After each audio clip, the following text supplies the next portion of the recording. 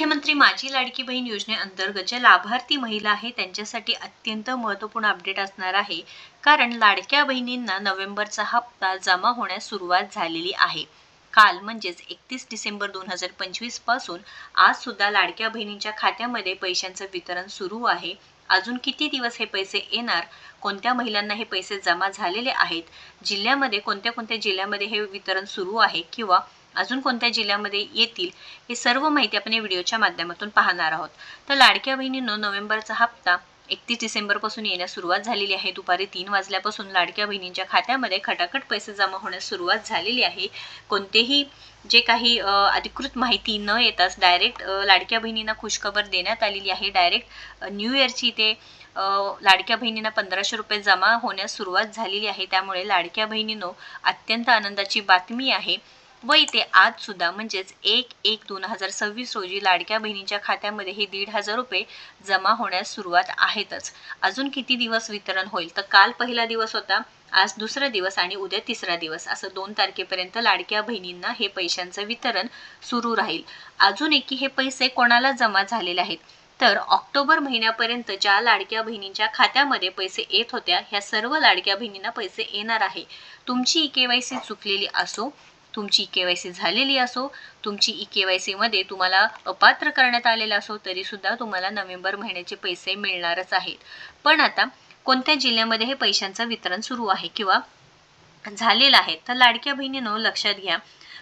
पुणे जिल्हा असो, नाशिक, बीड, अकोला, अमरावती, सिंधुदुर्ग, मुंबई उपनगर, गोंदिया जिल्हा, यवतमाळ अशा वेगवेगळ्या जिल्ह्यांमध्ये पैशांचं वितरण सुरू आहे. पण काल फार कमी प्रमाणात हे पैशांचं वितरण सुरू होतं. पण आता आज आणि उद्या या जिल्ह्यांमध्ये पैशांचं वितरण आता जोरात सुरू होणार आहे. आजपर्यंत बऱ्याच लाडक्या बहिणीच्या खात्यामध्ये पैसे जमा झाले असतील. तुम्हाला जमा झाले आहेत का नाही, नक्कीच कमेंट करून सांगायचं आहे.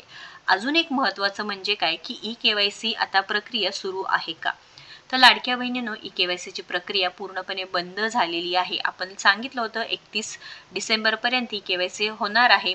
काही माध्यमातून सांगण्यात येत होतं की ई-केवायसी मुदतवाढ झालेली आहे, परंतु म्हणजे सरकारने यावरती कोणतेही निर्णय दिलेला नाही, अधिकृत माहिती नाही. पण सरकारकडे आपल्या चॅनलच्या माध्यमातून नेहमीच इथे एक विनंती राहणार आहे की आमच्या लाडक्या बहिणींना ई-केवायसी पूर्ण करण्यासाठी अजून एक संधी दिली पाहिजे आहे. कारण यामध्ये लाडक्या बहिणीची काहीच चूक नाही. कारण गेल्या 2 ते 3 दिवसांपासून लाडक्या बहिणी सतत प्रयत्न करत आहेत, तरी सुद्धा OTP verification failed, invalid OTP or expired असे एरर येत आहेत.